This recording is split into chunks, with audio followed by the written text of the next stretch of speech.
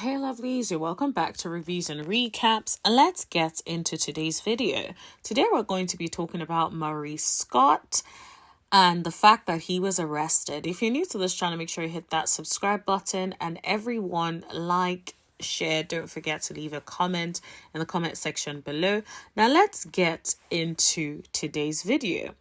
So Maurice Scott was arrested on the 25th of May 2024, and the booking time was 12:04 p.m.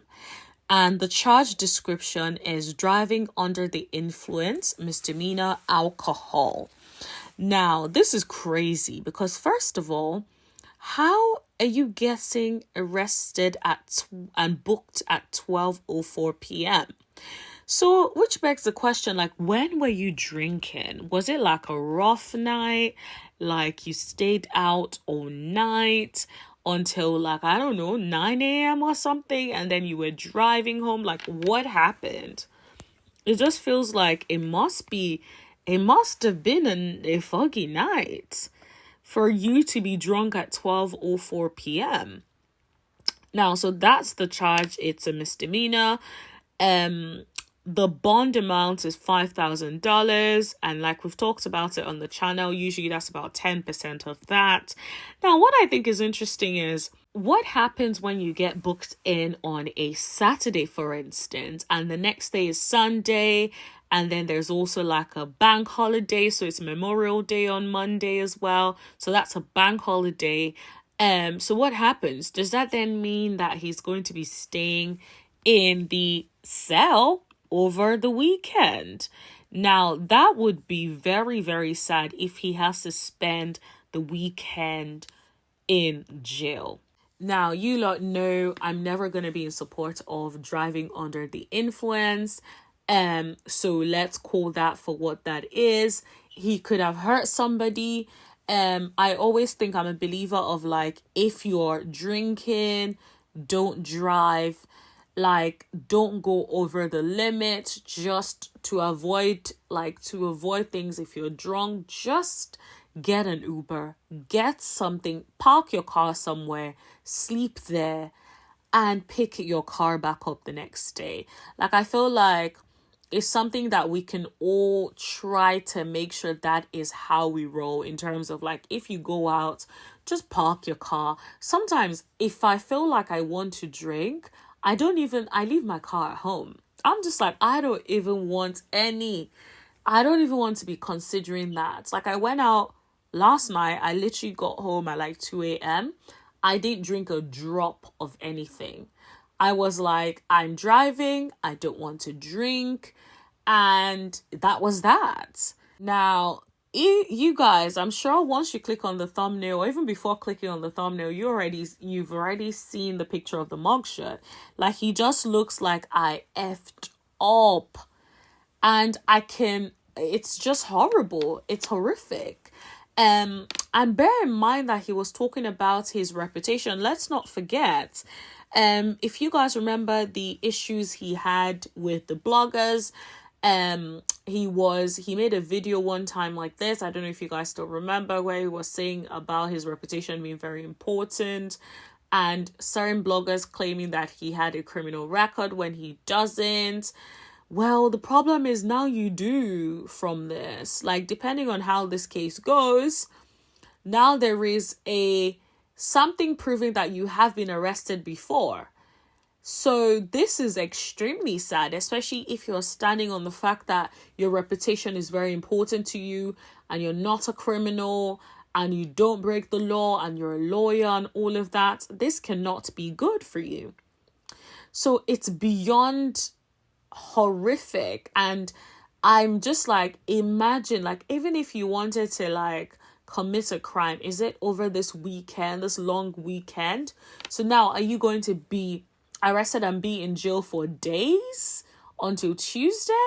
Like, that would be extremely sad. First of all, I'm glad that he did not hurt anybody, because no one even deserves to be caught in the crossfire of someone that has drank or under the influence of drugs or whatever the case may be. And I just feel like it's the safest option. If you know you want to drink, don't drive, get a cab. And if you have finally drank and whatnot, sleep where you are or get a cab or get a hotel. There's no point risking your life and the life of other people just because you want to get home. Like, if it even means sleeping in the car and sleep it off, do that if you're in a safe space. I just really don't believe in like driving when you're under the influence. And it's extremely sad because like this is a lawyer. It's worse. It's like you're actually a lawyer. So you should know better.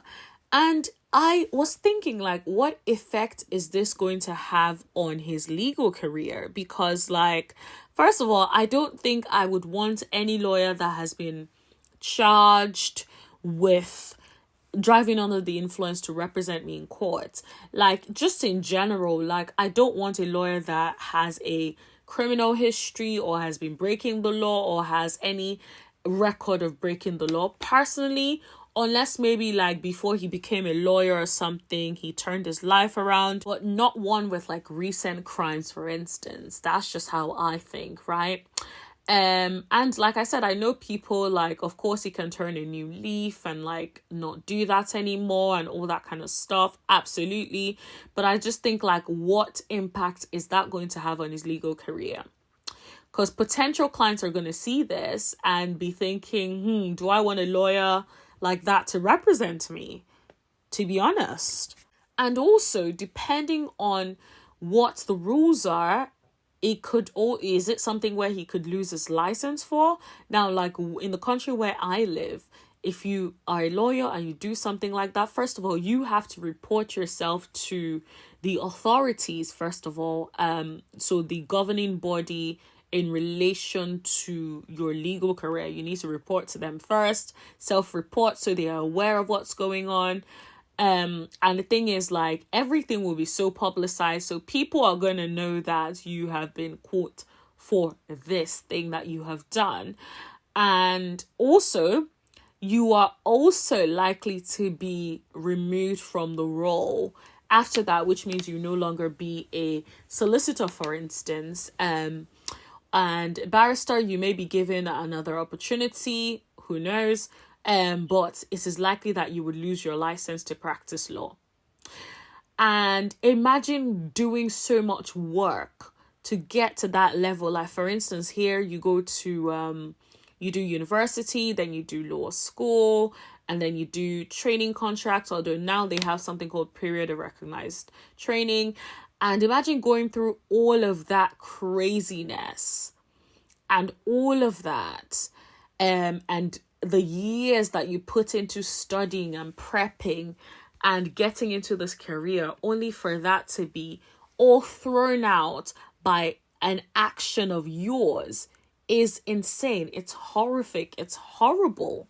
And bigger than that, I just think about the fact that Love and Marriage Huntsville, it seems like everyone on the show is getting arrested.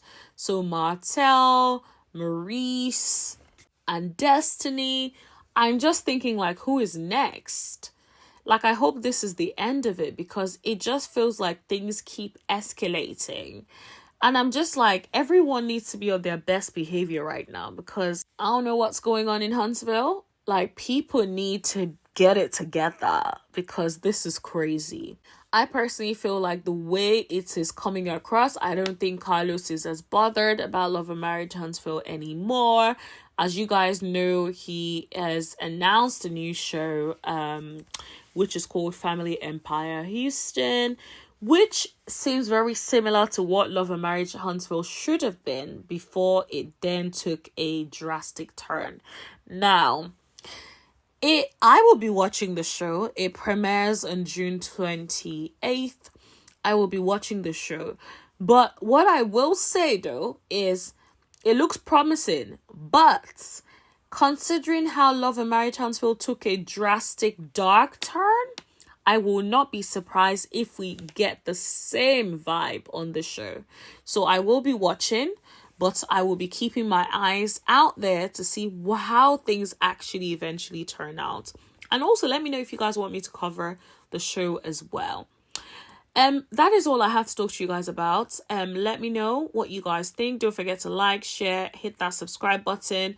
Don't forget to tap that bell button right next to it so you know every single time that I post. And let me know what you guys think in the comment section below. And I'll see you guys in the next video. Thank you. Bye.